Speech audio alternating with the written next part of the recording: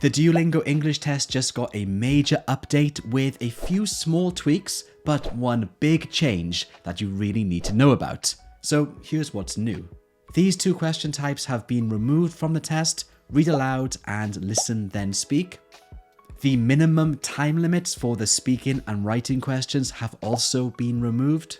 The interactive listening question has been expanded with a brand new part.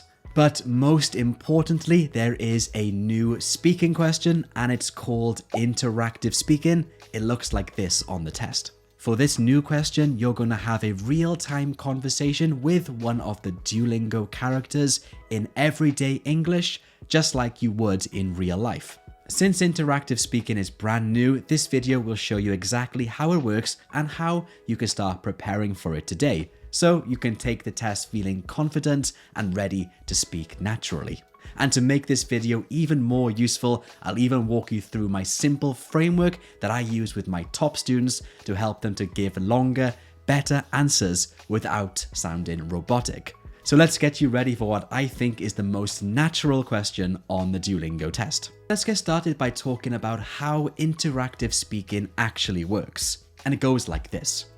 You will have a real-time conversation with one of the Duolingo characters. They'll ask you a question, you answer, then they ask another question, and you keep going. In total, you'll answer between 6 and 8 questions on 1 or 2 topics in the format that I just showed you. That was from the official practice test, and when you're ready to take that, there is a link below in the video description. For each question, you'll have up to 35 seconds to speak, making it quick, natural, and honestly, in my opinion, kind of fun, because it's almost like you're speaking to a real person about quite interesting topics. And this, for me, makes the DET speaking a bit easier to prepare for than the older exams like the IELTS or TOEFL, because you actually get to use your everyday English, making the test experience a bit more enjoyable and natural. Okay, so what kind of questions will you actually get when you do interactive speaking? You'll get 2 different topics per interactive speaking conversation and 6 to 8 questions, like I mentioned. Usually 3 or 4 questions for one topic and 3 or 4 questions for another topic. For example, when I took the official practice test, I got 4 questions about communication and another 4 about audiobooks. Some other topics could be education, technology, health and lifestyle, the environment, or social issues. When you try the official practice test, you'll be able to see the types of topics for yourself. But for now, let me show you what a real question will look and sound like with my sample answer. Thanks for discussing useful technology with me. Now I'd like to change topics and ask you a few questions about rainy weather. Describe some things people might do when it rains. I live in the UK and it rains a lot, so yes, we have lots of things to do when it rains. The first thing is to go to a cafe or a restaurant or a pub. Pubs are very common in the UK and they're not necessarily just for drinking, they are also for being social, having dinner, and meeting friends, etc. So I think on a rainy day, one of the best things you can do is go inside to a restaurant or a pub and socialize. That way you're not staying inside by yourself. Did you notice that the questions were quite broad on everyday topics that are quite easy to relate to and talk about?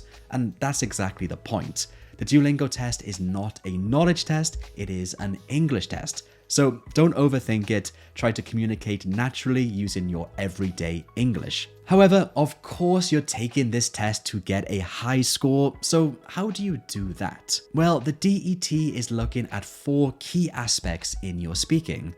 We have fluency, vocabulary, grammar, and pronunciation, basically all aspects of speaking. But what does all this mean? Let me elaborate a little bit. Fluency. Do you speak smoothly without too many pauses? And do you speak at a natural speed? For vocabulary, do you use a good variety of words? And do you use topic-related words?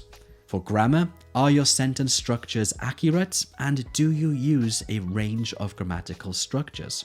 Pronunciation, are your words clear and easy to understand? Even though the Duolingo English test does feel more relaxed than the other English tests, it's still measuring important academic speaking skills, just in a way that allows you to be yourself. That's why short answers like "yes, I agree" or "it depends" won't help you much. Rather, you need to extend your answers and show off your English language ability. But how do you show off your English language skills and give longer, more detailed answers, especially on test day when you're nervous? If this is you, don't worry, a lot of my top students who have great English still struggle with this. If you're struggling too, then I recommend using my framework that helps you to give detailed answers without sounding robotic. I call it the Oreo framework, and this is what Oreo stands for. O means opinion, so give your direct answer. R means reason, explain why you think something. E is for example, share a real life situation if you can. And O is for outcome. This is where you can conclude with your result or a reflection. Okay, I know that is quite a lot, but now let me contextualize that for you so you can see it in use in a real sample answer. Do you think students should learn more creativity at school? Yes, I strongly think that creativity should be more of a focus in schools, and actually, in my opinion, I think it's just as important as other academic skills. One reason is that creative thinking helps with problem solving in life, and if you do not have the ability to think creatively, then you might be a little bit stuck when it comes to certain problems in your life. For example, when I was in school, my schools didn't focus much on creativity, it was much more academic driven, and I think that has really hindered my life. So, all in all, yes, I think that students should focus more on creativity when they're in school. But just so you know, you do not need to use every part of the Oreo framework in every answer. It's not a strict formula by any means. It's more of a mindset tool that can help you to expand your answers when you need to. So why don't you try this Oreo framework in your practice, and you can practice by using the official practice test below. It's a great way to prepare for this new question, and it's the only place to get a reliable estimated score. So you can click the link down here or go to englishtest.duolingo.com. So that was interactive speaking. Now I suggest you watch this video right here to learn about another of the speaking questions on the Duolingo test. This one is all about speak about the photo.